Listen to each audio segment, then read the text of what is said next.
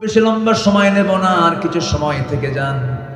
একজন সাহাবীর বাড়ি হলো মক্কা মদিনার ঠিক মাঝখান বরাবর। মক্কা মদিনার ঠিক মাঝখানে তার বাড়ি। জন্মের পূর্বেই বাপ হারিয়েছেন, জন্মের পর চাচার কাছে মানুষ হয়েছেন, আপন চাচা। টাকা দিয়ে পয়সা দিয়ে তাকে বড় করেছে, জমা জমা দিয়ে তাকে মজবুত করেছে চাচা।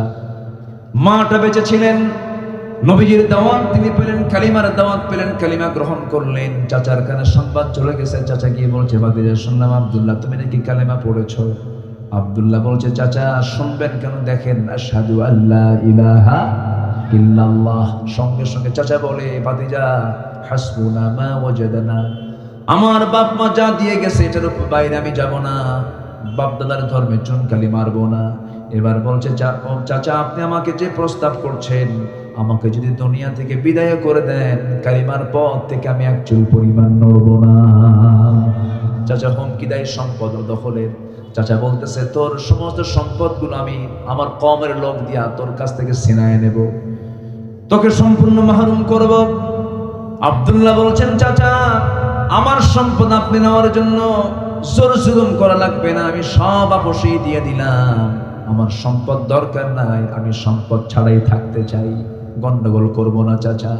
এবার রাগ করে চাচা থাপ্পড় মেরে জমিনে ফেলে দেয়, টান মেরে জামা ছিঁড়ে নেয়, লুঙ্গিটা জোরপূর্বক খুলে নিয়ে উলঙ্গ করে পাতলা বানায়া ঘর থেকে বের করে দিল। রক্তাক্ত দেহ নিয়ে আমার দরজায় গিয়ে বলছে, মা দরজা খোলা, আমার দিকে তাকাইও না, দিন গ্রহণ করেছি, ঈমান এনেছি, আমার চাচা আমাকে লুঙ্গিটা খুলে আমাকে ঘর থেকে বের করে দিয়েছে। ও মা দেখো তো ঘরের মধ্যে কিছু আছে নাকি, এক খণ্ড কাপড়টা দাও, এক খণ্ড কাপড় কোনো মতো দেওয়া হলো, শতটা ঢাকলেন। এবার বলছেন, মা শোনো, দেরি করলাম না, নবীর আদালতে নবীর দরবারে চলে গেলাম, মদিনার দিকে রওনা দিলাম, মা দোয়া করো আমার জন্য, কারণ পৃথিবীর কিচ্ছু ভালো লাগে না, আমার সবচেয়ে প্রিয় জায়গা হলো আমার নবীর দরবার। যেরকম সুবহানাল্লাহ। রওনা দিলেন সাহাবী। শীতকাল, প্রচন্ড শীতকাল। এখন এই তো নভেম্বর শেষ হয়ে যাবে, সামনে মক্কা মদিনায় চূড়ান্ত শীত শুরু হয়ে যাবে। আরব গালফে বছরে 1 থেকে 2 মাস প্রচন্ড শীত থাকে, হাড় কাঁপানো শীত, যে শীত আমার দেশেও নাই এমন শীত থাকে। সেই শীতের মধ্যে সম্পূর্ণ খালি গায়ে নগ্ন দেহে সে আব্দুল্লাহ মদিনা পর্যন্ত পৌঁছে গেলেন পদব্রজে হেঁটে হেঁটে। নবীর দরজার সামনে দাঁড়ায় গেলেন, দরজার সামনে দাঁড়ায় গিয়ে নক করছেন। রাসূল দরজা খোলা মাত্রই দেখেন থরথর করে কাঁপতেছে সুন্দর চেহারার যুবক। কিচ্ছু বললেন না, ভিতরে গেলেন। আমার নবীজি তার পরনের সুন্দর 2টা জুব্বা হাতের মধ্যে করে এনে বলছেন, যুবক জুব্বাটা গায়ে দাও, প্রচন্ড ঠান্ডা লেগেছে তোমার, কি হয়েছে খুলে মিলে সব শুনলেন। রাসূল বলছেন, আব্দুল্লাহ চিন্তা করো কেন, তোমার চাচা তোমাকে বস্ত্রহীন নগ্ন করেছে, আর বিশ্বনবী তার গায়ের জুব্বা তোমার গায়ে দিয়া ঢেকে দিয়েছে। ঈমান আনলে লস না লাভ, লস না লাভ, লাভ শুধু লাভ না, সব লাভ, সব লাভ, কোন লসের কোনো কায়দাই নাই এই জায়গায়। সঙ্গে সঙ্গে আব্দুল্লাহ দারুণ খুশি হয়ে গেলেন। রাসূল বলছেন, আব্দুল্লাহ তুমি আমার কাছে কিছু চাও নাকি? তিনি বলছেন, হুজুর আপনি আমার জন্য দোয়া করুন, মৃত্যুর রাজপথ আল্লাহ পাক যেন শহীদের মওত আমারে দান করেন, আমি যেন শহীদ হতে পারি। আমার নবীজির সামনে এই দোয়া যখন চাইলেন, আমার নবীজি হাত দুটো উঁচু করে আকাশের মালিকের দিকে তাকায় বলছে, আকাশের মালিক আল্লাহ, আমার আব্দুল্লাহর জান মাল তুমি কাফের বেঈমানদের জন্য হারাম করে দাও। এই দোয়া শোনার সঙ্গে সঙ্গে সাহাবীর মন খারাপ হয়ে গেল। রাসূল বলছেন, আব্দুল্লাহ মন খারাপ কেন হুজুর? চাইলাম কি পাইলাম কি? আপনি বলছেন কাফের বেঈমানদের জন্য আমার জানমাল হারাম, শহীদ হব কেমনে, তারা তো আমাকে মারতে পারবে না। রাসূল বলছেন, আব্দুল্লাহ রে দিন গ্রহণ করতে তোমার বড় কষ্ট হয়েছে, আমি তোমার জন্য দোয়া করছি, তুমি চিন্তা করো কেন? তোমার যদি শাহাদাতের তামান্না লালন হয়ে থাকে দিলের মধ্যে, ওয়া ইম্মা তাআলা ফিরাশিহি, বিছানায় যদি মরণ হয় আল্লাহ পাক তোমাকে শহীদের দরজা দিয়ে দিবে, চিন্তা করো না। ও সাহাবী তুমি যাও, কোরআন তোমাকে দিয়ে দিলাম। আসহাবে সুফফার সদস্য হয়ে গেলেন। নবীর কবরের সাথে সেই ঘরের সেই আসহাবে সুফফার জায়গা, ওয়াহিদুল ভাই নবীর কবরের পাশে সেই ছোট্ট জায়গা, সেই ছোট্ট জায়গায় না খাওয়া সাহাবীগুলো থাকতেন, দিনের পর দিন উপোস থাকতেন। ওই সাহাবীগুলোকে রাসূল সেবা দিতেন, নার্স দিতেন, রাসূল নিজে সেবা করতেন। আমার নবীজি সারা জীবন সেবক ছিলেন, সহজে তিনি সেবা নেন নাই, সেবা দিয়েছেন। যেরকম সুবহানাল্লাহ। আমার নবীজি নিজের কাজ নিজে পছন্দ করতেন। আম্মা জান আয়েশা বলেন, রাসূল আমাকে আগে সালাম দিতেন। অনেক সাহাবী বলতেন রাসূলকে আগে সালাম দিতে চাইতাম, সালাম দিতে পারতাম না, রাসূল আগে সালাম দিয়ে দিতেন। একদিন এক সাহাবী তার মধ্যে জিদ চাপলো, মোটা বৃক্ষের আড়ালে দাঁড়ায় গেলেন। রাসূল কাছাকাছি চলে আসলেন, মোটা বৃক্ষের আড়াল থেকে বের হয়ে রাসূলকে লক্ষ্য করে সালাম দিয়ে বলছেন, আসসালাতু ওয়াসসালামু আলাইকা ইয়া রাসূলুল্লাহ। আমার নবীজি সালামের জবাব দিয়ে মুস্কি হাসি মেরে বলছে, সাহাবী এমন টেকনিক করে আগে সালাম দিলে কিন্তু সওয়াব পাবা না। সুবহানাল্লাহ। আমার নবীজি ছিলেন আদর্শের পিরামিড, সুন্দর আদর্শের পিরামিড। আল্লাহু আকবার বলে। রাসূল কাউকে কোনোদিন কষ্ট দিয়ে কথা বলেন নাই, খোঁচা দিয়ে কথা বলেন নাই, আর চোখে তাকান নাই, মিথ্যা কথা বলেন নাই। জীবনে এই পৃথিবীতে একজন মানুষের একটা হিকমত, একটা কৌতুকপূর্ণ কৌতুকের সাথে মিলানো, অথবা কোনোদিন আমার নবীজি অভিনয় করে অথবা ব্যঙ্গাত্মক করে কোনো কথা বলেছেন, আমার নবীজি কোনোদিন কৌতুক করে মিথ্যা কথা বলেছেন এমন রেকর্ড যার নাই, তিনি হচ্ছেন আমার নবী মুহাম্মদ সাল্লাল্লাহু আলাইহি ওয়াসাল্লাম। অথচ দেশ চালাইছেন, রাষ্ট্র চালাইছেন, রাজনীতি করেছেন, যুদ্ধ করেছেন, সব কিছু করেছেন, একটা জীবনে মিথ্যা দিয়ে রাসূল কোনো কাজ করেন নাই। জোরে কান সুবহানাল্লাহ। আমার নবীজি বললেন, আব্দুল্লাহ তুমি ওই জায়গায় থাকো। কোরআন হাতে দিয়েছেন, চিৎকার মেরে মেরে কোরআন পড়েন। সাহাবীরা এসে বলছেন, হুজুর নতুন সাহাবীর আমদানি হয়েছে কে? আব্দুল্লাহ জোরে জোরে কোরআন পড়ে আমাদের ডিস্টার্ব হয়। রাসূল বলছেন, সাহাবীরা এমন সাহাবীর বিরুদ্ধে রিপোর্ট এনেছো, আব্দুল্লাহর ব্যাপারে তোমরা কেউ বাধা দিও না, কারণ আব্দুল্লাহ ঈমান রক্ষা করতে গিয়ে দুনিয়া নামক জিনিস বিক্রি করে দিয়েছে। জোরে কান সুবহানাল্লাহ। রাসূল তাকে খুব কাছে টানতেন। যুদ্ধের ডাক আসলো একদিন, রাসূল বলছে, আব্দুল্লাহ চলো একসঙ্গে যুদ্ধে যাই। যুদ্ধে গেলেন, ফেরত আসলেন। ফেরত আসার সময় নবীর কানে সংবাদ আসলো, হুজুর আপনার প্রিয় সেই সাহাবী আব্দুল্লাহ যে নাকি দুনিয়া বিক্রি করে ঈমানটা কিনে রেখেছে, সে দুনিয়া থেকে বিদায় হওয়ার মতো অবস্থা, মুমূর্ষ অবস্থা, কাতরাচ্ছে। রাসূল বলছেন, ও আমার সাহাবীরা প্রাণপণ চেষ্টা করো, আমার আব্দুল্লাহকে একটু সেবা করো। 3 দিন পরে সংবাদ আসলো, হুজুর আব্দুল্লাহ বেঁচে না, আব্দুল্লাহ মারা গেছে। নবীজি ডুকরে ডুকরে কাঁদলেন। আমার রাসূল বলছেন, ও আমার সাহাবীরা, আমার আব্দুল্লাহর জানাজার দায়িত্ব আমি কাউকে দেব না, গোসল করাইয়া দাও। জানাজার দায়িত্ব আমি রাসূল নিজে, ইমামতের দায়িত্ব আমি আমার কাঁধে উঠায় নিলাম। আমার নবীজির সামনে লাশ রেখে জানাজা সম্পূর্ণ করার পরে বলছেন, সাহাবীরা রে, আমার কলিজার টুকরা আব্দুল্লাহর কবরটা কোথায় খনন করেছো? ওই যদি পাহাড়ের চিপায়। রাসূল বলছেন, সাহাবীরা আমাকে নিয়ে চলো কবরের সামনে। নবী কবরের সামনে গিয়ে দাঁড়ালেন। কবরের সামনে গিয়ে দাঁড়ায় আমার নবীজি বলছেন, আমি কাউকে নামতে দেব না, আমি রাসূল নিজে আমার আব্দুল্লাহর কবরে নামবো। আমার নবীজি নিজে কবরে নামলেন, নেমে হাতটা গায়ে দিলেন, আর বলছেন, আমার আবু বকর আমার ডানে নামো, ওমর আমার বামে নামো। আমার নবীজি হাতটা গায়ে দিয়ে বলছে, সাহাবীরা রে, আমার কলিজার টুকরা আব্দুল্লাহর লাশটা আমার হাতে তুলে দে। আমার নবীজি হাতের মধ্যে নিলেন, বলছেন, আবু বকর হাতে মাথাটা ধরো, ওমর পাটা ধরো। 3 জন মিলে কবরে শোয়া দিলেন। বুকের উপরে হাতটা রাখলেন। হাত রেখে আকাশের দিকে তাকায়া আমার নবীজি কান্না বিজড়িত কণ্ঠে বলছেন, আকাশের মালিক আল্লাহ, এই মুহূর্ত পর্যন্ত আমি আব্দুল্লাহর উপরে সন্তুষ্ট আছি, তুমি আব্দুল্লাহরে মাফ করে দাও। পাশে দাঁড়িয়ে থাকে একজন জগৎধন্য সাহাবী সাদ বিন আবি ওয়াক্কাস, যিনি ঘোড়া দাবড়ায়া সমুদ্র তরঙ্গ পার হয়ে দ্বীনের পতাকা বিজয় মিছিল উড্ডীন করেছিলেন।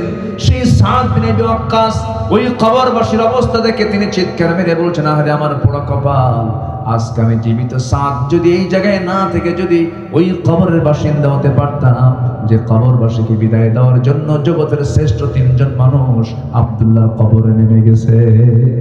আমার ভাইরা, ঈমান বড় দামি জিনিস, ঈমান বড় দৌলত। এই দৌলতকে কখনো নষ্ট করব না। নেক আমল এবং ঈমান আনলে পরে আল্লাহ রাব্বুল আলামিন বলছেন, আমি তাকে 1 নম্বরে জান্নাত, জান্নাতুল ফিরদাউসের ওয়ারিস বানাবো। জোরে কোন সুবহানাল্লাহ। আল্লাহ রাব্বুল আলামিন বলেন, ইন্নাল্লাযীনা আমানু ওয়া আমিলুস সালিহাতি কানাত লাহুম জান্নাতুল ফিরদাউসি নুজুলা খালিদিনা ফিহা লা ইয়াবগুনা আনহা হিওয়ালা। জোরে বলুন আল্লাহু আকবার।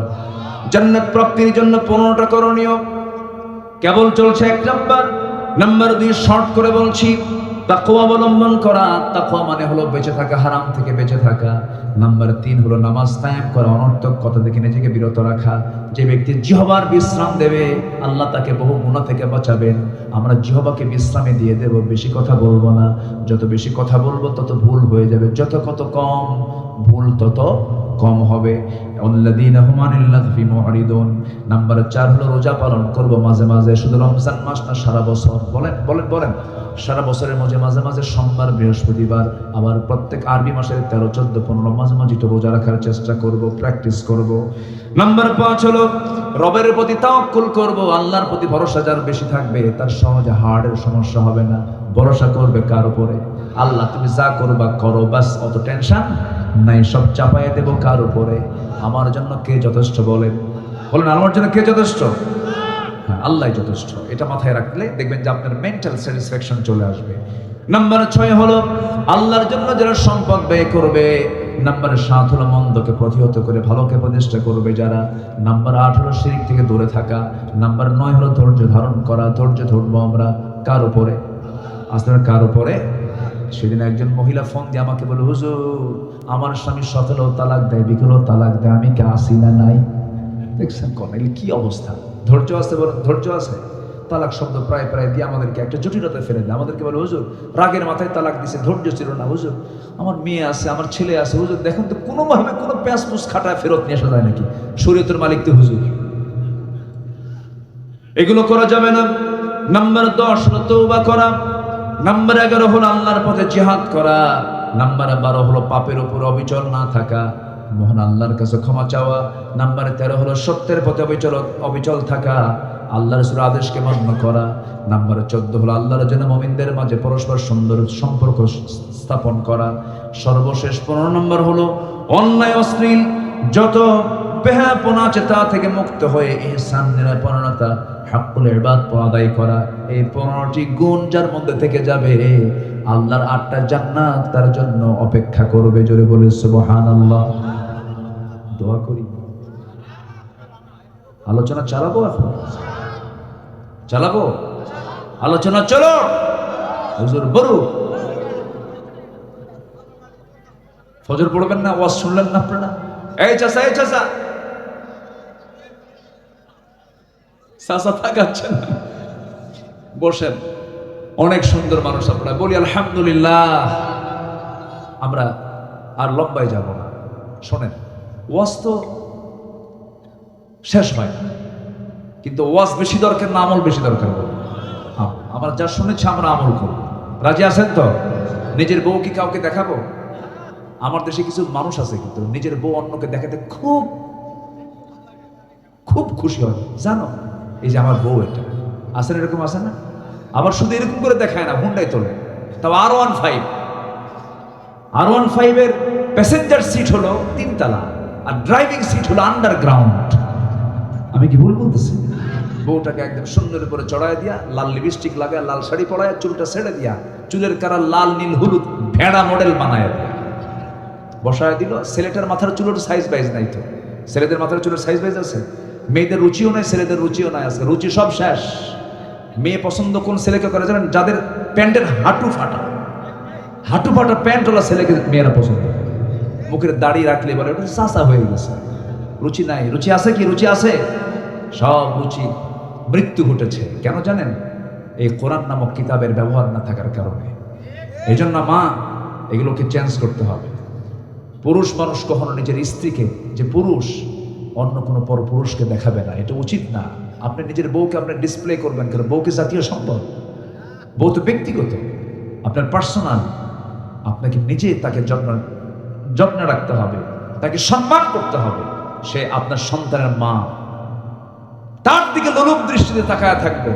এমন জাতীয় কোনো পোশাক পরিধান করতে দেওয়া যাবে না। বিয়ের দিন, ঈদের দিন, এই দিনগুলোতে আরো পর্দার পরিবেশ রক্ষা করা দরকার। কম না বেশি? বেশি। হুন্ডাই চললো, বউটাকে 3 তলায় তুলে নিয়ে দেখলো যে হুন্ডার আওয়াজ নাই, আওয়াজটা খুব কম, আওয়াজ বাড়ানো যায় কেমনে? মেকারের কাছে গিয়ে বললো স্যালেঞ্জার পাইপ ফাটা। খুলে নিয়ে এমন একখান টান দিছে, নাড়ুয়ামালার মোড় থেকে গাবতলীর 7 গ্রাম হয়ে ওইদিকে বননি কলোনি দিয়া টান টুন দিয়ে একদম মাটির মোড় দিয়ে বুঝাই দিল বউ একখানা আমারই আছে। যেরকম নাউজুবিল্লাহ। এগুলো বদমাইশ, এরা সমাজে রোগ ছড়ানোর জন্য সমাজে এরা এই সমস্ত অপকর্মগুলো করে বেড়াচ্ছে। অন্যায়ের প্রতিবাদ করার দরকার আমাদের আছে না নাই? এগুলো কাজ করব না। শালি হয়ে দুলাভাইয়ের হুন্ডায় চড়বেন না, কারণ দুলাভাই সিমটি মারবেই। এটা খুব ডেঞ্জারাস জিনিস। দেবর ভাসুর এগুলোর দিকে খেয়াল করতে হবে। বেড়া ক্ষেত খায়, কি ক্ষেত খায় বলেন? বেড়া ক্ষেত খায়। দূরের মানুষের দ্বারা তো ক্ষতির আশঙ্কা খুব কম, সম্ভাবনা খুব কম। এই জন্য দুলাভাই যদি বলে ওঠ হুন্ডায়, সহজে উঠবেন না। যারা শালিকা আছেন, যদি জোর করে উঠায় নিতে নেয় আপনি তবু উঠবেন না। কিন্তু এমন ধমক মারছে, শালি কি করবে? উঠছে, ভয়ে উঠছে। দুলাভাই কয় উঠছে, একটু দূরেই বসছে যেন মাঝখানে গ্যাপ থাকে, কিন্তু সামনে যে এমন ব্রেক মারছে, এক ব্রেকে গ্যাপ পুরো। যেরকম নাউজুবিল্লাহ। এগুলো করা যাবে না, এগুলো নোংরামি। আল্লাহ তাআলা এই সমস্ত নোংরামি থেকে জাতিকে হেফাজত করুন। জোরে বলি আল্লাহুম্মা আমিন। দাড়িয়াল গ্রামের সমস্ত মানুষকে আল্লাহ পাক নামাজি বানায় দেন। দাড়িয়াল না গ্রামের না, হ্যাঁ দাঁড়াইল, যাই কইছি তো একটা। আচ্ছা জি, আমরা নামাজি হব, আল্লাহ কবুল করুন। জোরে বলে আমিন। আল্লাহ জোরে বলে আল্লাহুম্মা আমিন। এই নামাজটাকে আমরা একটু রাষ্ট্রীয় পর্যায়ে দেখতে চাই। সবাইকে দেখতে চান না ইনশাল্লাহ? নামাজটা রাষ্ট্রীয় পর্যায়ে আসুন। আল্লাহ কোরআন বলছে, কোরআনের একটা আয়াত, আল্লাযীনা ইম্মাক্কানাহুম ফিল আরদ। আল্লাহ বলছেন যাদেরকে আমি ক্ষমতা দেব তারা 4টা আইন পাশ করবে: নামাজ, যাকাত, সৎ কাজের আদেশ, অসৎ কাজের বাধা। 4টা কাজ কার পরামর্শ বলেন তো? আল্লাহর পরামর্শ। আল্লাহ পাক এমন দৃশ্য দেখার তৌফিক দান করুন। আমরা এখন দোয়া হয়নি হুজুর? কি হয়েছে হুজুর?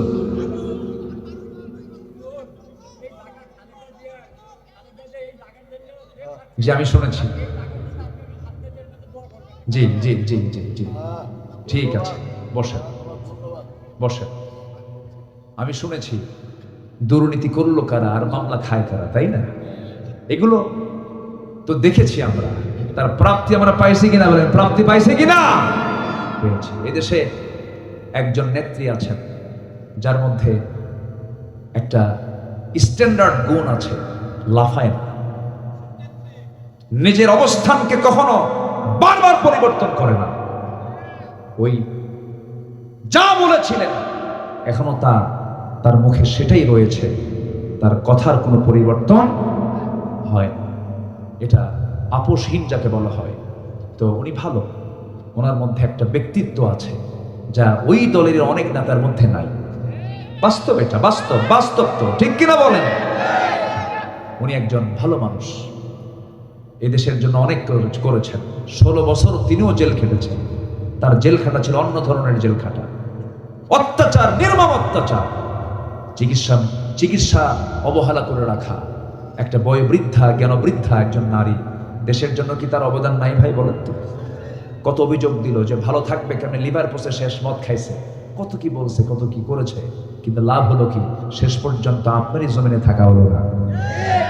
আসুন না আমরা দেশটাকে সুন্দর মিলে সবাই মিলে আমরা গড়ি, হিংসা ছেড়ে দিই। হিংসা করে কোনো লাভ হবে না ভাই। হিংসুকের কোনো নিজেরও শান্তি নাই, আর যার জন্য হিংসা করা হয় তারও কোনো ক্ষতি হওয়ার সম্ভাবনা নাই। আমরা হিংসা ছেড়ে দিয়ে আমরা একসঙ্গে আমরা আমাদের দেশকে গড়বো, সমাজকে গড়বো, নিজের পরিবারকে গড়বো। জোরে বলি ইনশাআল্লাহ। এই আশাবাদ কামনা করে আজকের মাহফিলের একজন মেহমান আমাদের ভাই আসছেন, উনি একটু কথা বলবেন। মিল্টন ভাই না?